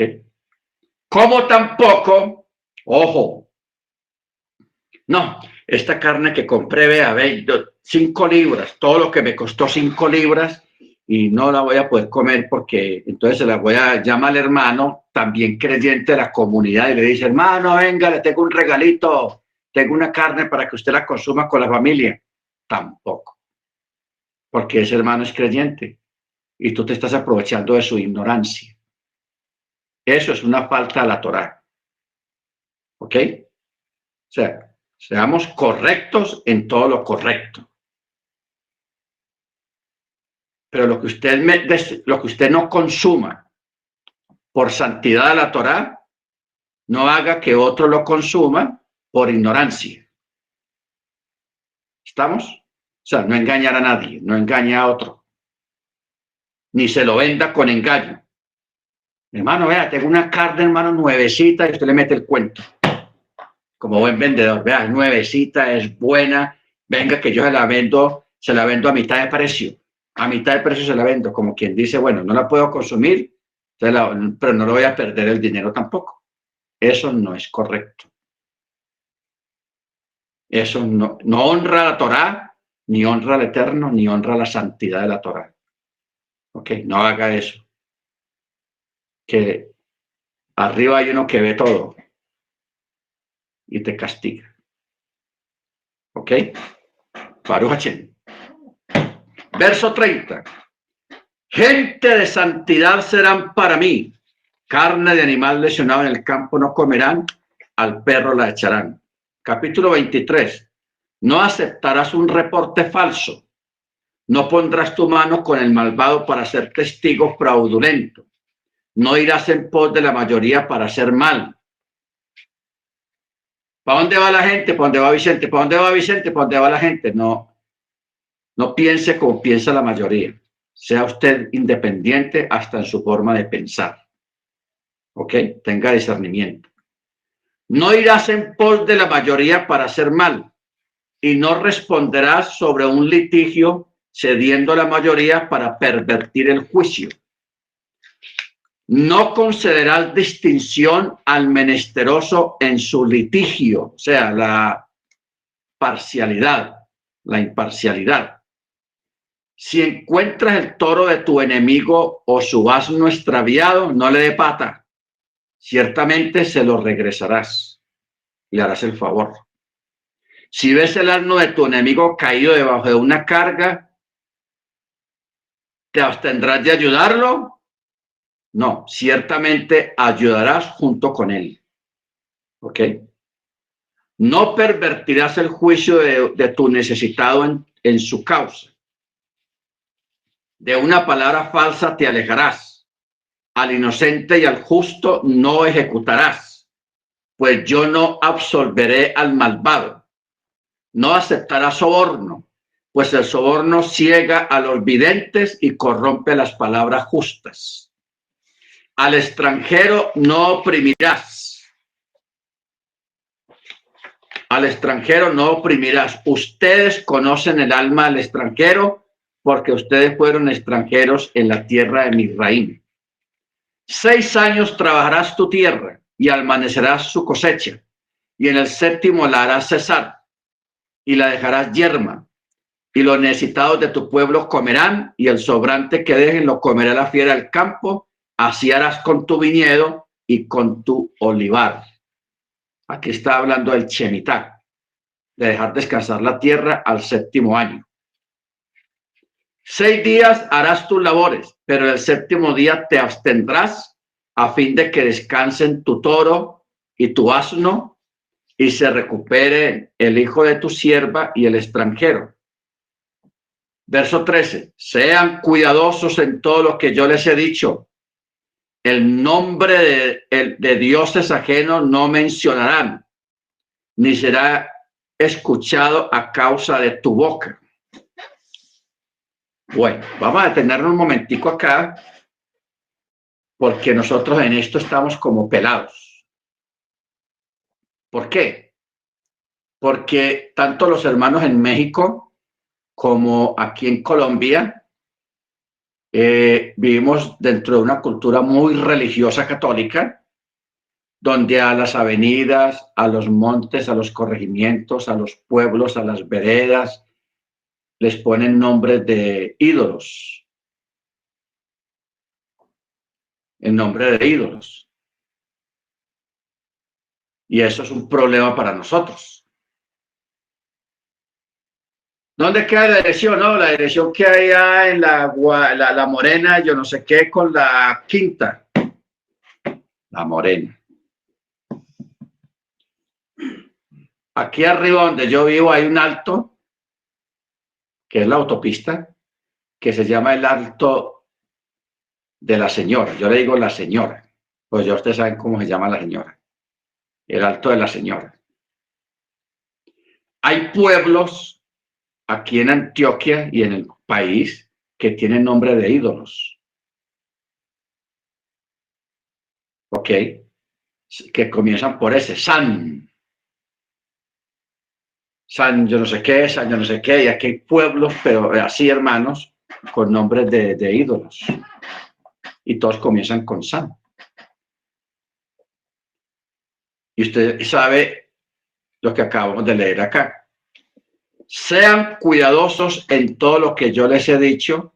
El nombre de dioses ajenos no mencionarán, ni será escuchado a causa de tu boca. Entonces, la recomendación, hermanos, es, en este caso, porque aquí alrededor de donde yo vivo, hay 1, 2, 3, 4, hay como 8 pueblos que tienen nombres de ídolos. Eso es tenaz. Y todos comienzan con San.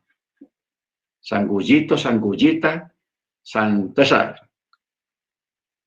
Entonces, yo siempre digo es el pueblo ese de la señora. Yo le digo a los hermanos siempre así, es la señora o el señor. Ya implícitamente entienden de qué se está uno refiriendo. Cuando queda complicado y difícil, ponga un punto de referencia cercano al lugar de la señora o al lugar del señor, del pueblo llamado San. Porque de verdad es algo que debemos de cuidar mucho, el vocabulario, porque está claro el texto, el nombre de dioses ajenos no mencionarán, ni será escuchado de parte tuya hacia otros. ¿Ok? Entonces, por si usted no lo sabía, hay algunos nombres de ídolos que están en la Torá, que están en el antiguo pacto, que ya están cambiados, y usted se acostumbró a pronunciarlos, y usted pensaba, uy, pero es que eso es un ídolo, eso tal cosa, pero ya están cambiados, y uno no se da cuenta que eso ya lo habían cambiado, los sabios, los masoretas, habían cambiado esos nombres, atendiendo este texto 13 de 23 de Shemot. ¿Ok? Entonces, cuando usted hable acerca de un ídolo, de un dios pagano, usted haga una referencia acerca del ídolo en otro nombre, en otra connotación, pero que no salga de su boca. Yo cuando hago referencia a la de México, yo digo la Morena. No está uno diciendo ningún nombre. La Morena. Ya el que sabe, sabe. Entendió. El que sabe, entendió. Cuando digo aquí la señora, el alto de la señora, ya me entienden de qué estoy hablando. El alto de la señora, sí. La señora. ¿Ok? Baruch Hashem. Verso 14. 3 veces al año celebrará festividades para mí. La festividad de el pan ácimo, o sea, Pesach. Guardarás la festividad del pan ácimo, guardarás. 7 días comerán pan ácimo, como te he ordenado en la temporada del mes de la primavera, porque en él saliste de mi raíz y no se presentarán vacíos delante de mí. La festividad de la siega de las primicias y de tus labores que sembraste en el campo. La festividad de la recolección al término del año, cuando recoges tus labores del campo. 3 veces al año se presentarán todos tus varones delante de Yahweh, el Eterno. No degollarás la sangre de mi sacrificio con sustancias leudadas, ni permanecerá toda la noche la grasa de mi ofrenda festiva hasta la mañana. Lo primero de las primicias de tu tierra, a la casa del Eterno, tu Elohim, no cocinarás una cría animal en la leche de su madre. También el becerro y el cordero están incluidos dentro de la categoría de Gadí, Gedí, ya que la palabra Gedí únicamente designa una cría de cualquier especie animal, no necesariamente de una cabra. Esto se puede demostrar porque hallas que en varios lugares de la Torá está escrita la palabra Gedí, y después es necesario especificar que ese Gedí es de las cabras. Por ejemplo, enviaré una cría, Gedí, de las cabras, la cría de las cabras, Gedí, 2 crías de cabras, Gedí. Esto te enseña que en todo lugar donde se diga Gedí, sin especificar, dicho término también incluye al becerro y al cordero. O sea, cuando menciona la palabra cría de cabra, no solamente ese es particular y exclusivamente la cría de una cabra, sino también de otro tipo de animal, que incluye el becerro y al cordero. ¿Ok? ¿Qué significa esto? Uno se refiere a la prohibición de comer carne cocinada en leche. Y otro se refiere a la prohibición de obtener beneficio de esa mezcla. Y el tercero se refiere a la prohibición de cocinar la carne y la leche juntos. Perdón.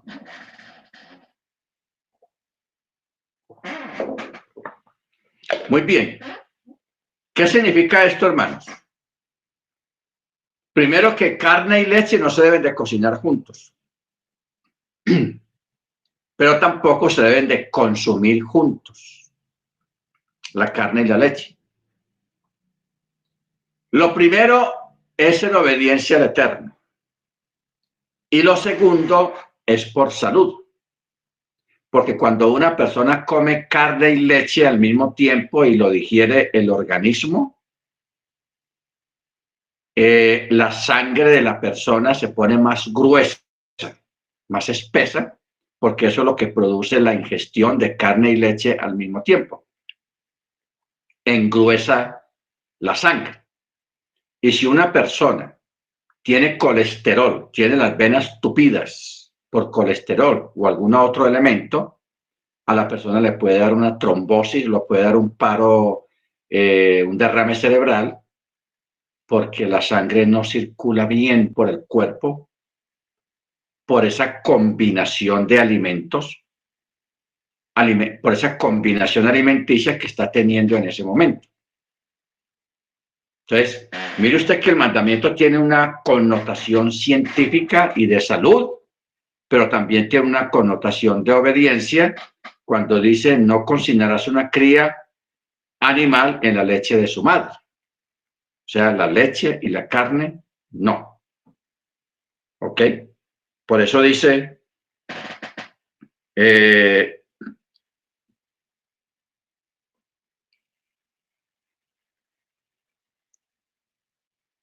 cuando dice acá, dice, esta es la prohibición bíblica de oraitá. Sin embargo, existe una prohibición rabínica de Rabanán de comer cualquier mezcla de carne con leche, aunque no hayan sido cocinados juntos. Está buena la observación. Acuérdate que dijimos, uno se refiere a comer carne cocinada en leche, primero. Otro se refiere a la prohibición de obtener beneficios de esa mezcla. Y el tercero se refiere a la prohibición de cocinar la carne y la leche juntos.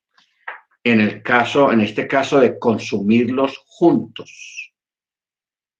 No consumir las dos cosas al mismo tiempo. Hay que esperar un lapso de 2 horas. O sea, si usted comió carne, una cena, una comida con carne, y le dicen, llegó el postre. ¿Qué es el postre? Un yogur que tiene leche. Entonces usted no se va a comer el postre mismo, sino que va a esperar 2 horas para comerse el yogur o el postre que contiene leche. ¿Ok? 2 horas, más o menos. Hay que esperar a que el organismo digiera. Usted sabe que la carne es un elemento que el organismo se demora mucho en digerirlo. Se demora mucho porque la carne es dura, etcétera, etcétera, mientras que los otros productos que usted se alimenta, el organismo los digiere rápido. Es de rápida digestión, pero la carne no, la carne se demora digerirla. Más o menos 2 horas después de que usted consumió la carne, ya usted se va a tomar el yogur o una postre que contenga leche, ya no le va a hacer daño, porque ya la carne en su mayoría ya ha sido digerida por el organismo. ¿Ok? No sé, hermano Dagoberto o hermana Amparo, ustedes quieran hacer un comentario, un midrash acerca de este punto de la carne y de la leche. Bien puede, hermano Dagoberto o hermana Amparo.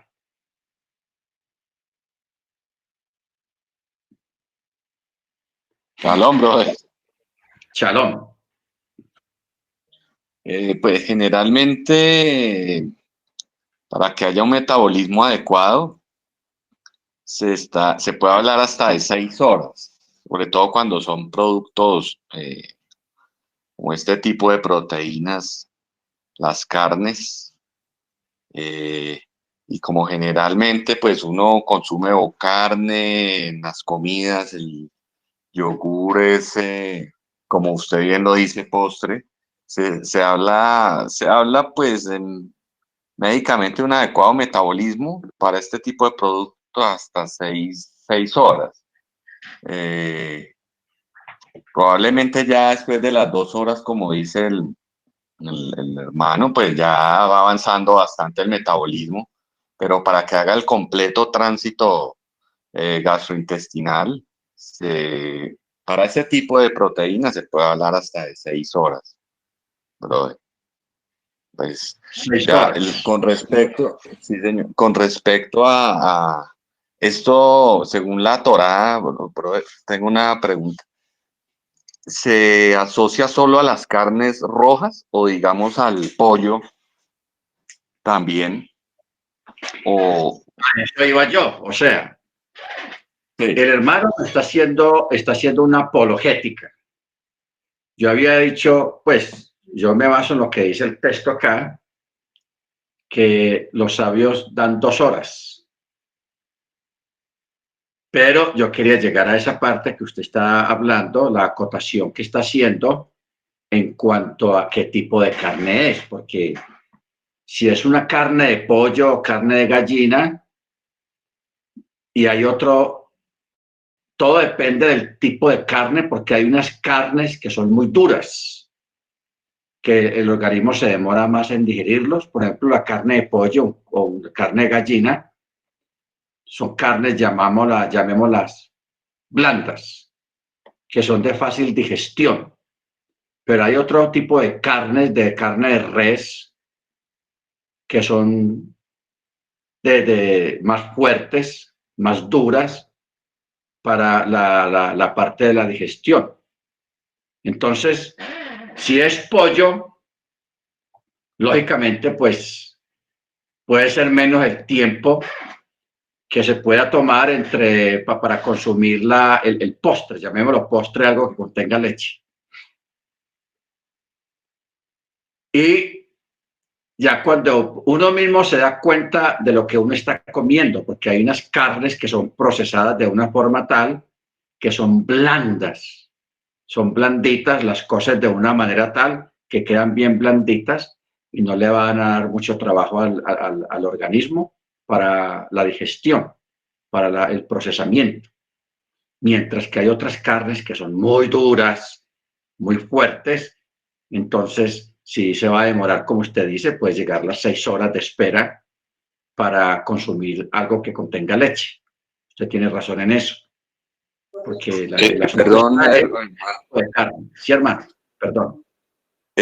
pues, o sea, es muy, muy válida el dato que usted da, porque sí, yo me refiero es a un tránsito intestinal completo, o sea, desde que se hace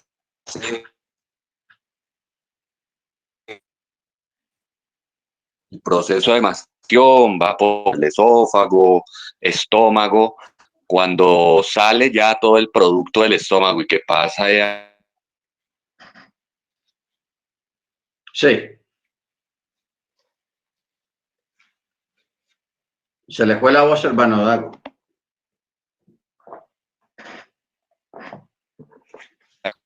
Al intestino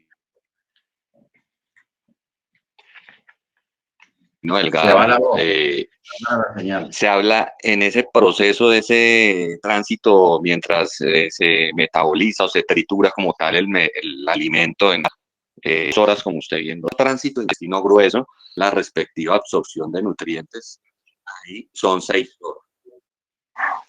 ¿Ahí me escucha? Y ahora sí lo escucho. Entonces, en ese punto, ahí sí ya, pues para aclarar eso, son 6 horas completamente. 6 horas en caso de que sea una carne dura, fuerte. O sea, una digestión total, total. O sea, pasando por el intestino delgado y grueso. O sea, aclarando, perdón, Lorena, me entrometo, es la digestión, o sea, para salir, el tubo digestivo se comprende desde la boca hasta el ano, ¿no? Para que salga exclusivamente del estómago, que es donde están los jugos gástricos, sí se requiere de 30 minutos, dependiendo del alimento, hasta 2 horas.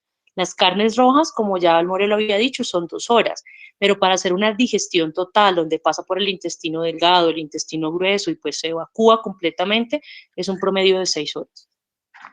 Ah, está más aclarada el asunto. O sea, el proceso total son 6 horas, pero el proceso inicial es de 2 horas. ¿Ok? Es de 2 horas. Entonces ya estaría a elección de la persona de acuerdo a su organismo, porque cada uno conoce su organismo, en repartir el tiempo. Si una persona sabe que hay ciertas carnes que le caen pesadas, lo dejan con una llenura muy desagradable, entonces la persona sabe, ah, no, yo soy lento para la cuestión del proceso de la digestión, 6 horas. Pero si es una persona que tiene una maquinaria ya en el estómago bien buena, porque es que como dicen los sabios, el estómago o el organismo es una trituradora de comida. Eso es el estómago, una trituradora. Que el proceso de triturar comienza en la boca, cuando uno mastica los alimentos, pero no todos masticamos bien y a veces cuando se come con afán, a la carrera, se van muchos elementos muy grandes al tracto estomacal y eso es lo que hace que se demore más tiempo cierto proceso de ciertos tipos de alimentos. Pero el proceso total, desde el principio hasta el fin, son 6 horas. Esa es la aclaración. Estuvo bueno. Gracias, hermano Dagoberto, hermano Amparo, por su aclaración. Está excelente. Bueno, pero ya saben, cuando se hace eso, no es conveniente o comer las dos cosas juntas, porque eso sí engruesa la sangre y eso puede producir la muerte de una persona o una hospitalización. Porque todos sabemos que hay frutas que no se pueden combinar, o sea, comerlas al mismo tiempo las dos. Hay frutas que no se pueden combinar. Y hay otras que sí, pero hay otras que no. Manda la persona al baño o lo mandan al hospital. Todo depende de las frutas que se combinaron. Bueno, mis hermanos, vamos a parar acá porque ya aquí ya se nos cayó el sol. Ya cayó el sol. Siempre nos quedó pendiente algunas cosas, pero yo espero que hayamos... Yo quería llegar acá, pero bueno, dejémoslo quieto. Una comida que se hizo allá en la montaña. Está ahí en el capítulo 24 de esta misma paracha. El Eterno invitó a Moche. Dice el verso 9, 24:9. Y Moche y Aarón, Nadab y Abijú, y 70 ancianos de Israel, o sea, 74 personas, subieron a la montaña. El Eterno les dijo que subieran. Y les puso un lugar, creó un lugar ahí, que el piso era de zafiro, brillante. Y les puso una mesa gigantesca, porque estamos hablando de 74 personas. Tendría que ser una mesa gigantesca con sus sillas reclinatorias. Y allí el Eterno les puso comida, un banquete, una cena, allá arriba en la montaña. Y dice que ellos comieron y bebieron y contemplaron la gloria del Eterno. Tenaz. Yo creo que esa es la mejor comida que esa gente comió. 74 varones, incluyendo a Moche, que fueron allá. Bueno, vamos hermanos a hermano familia Rubio Rodríguez, para que sean tan amables, ahora que están juntos todos otra vez, a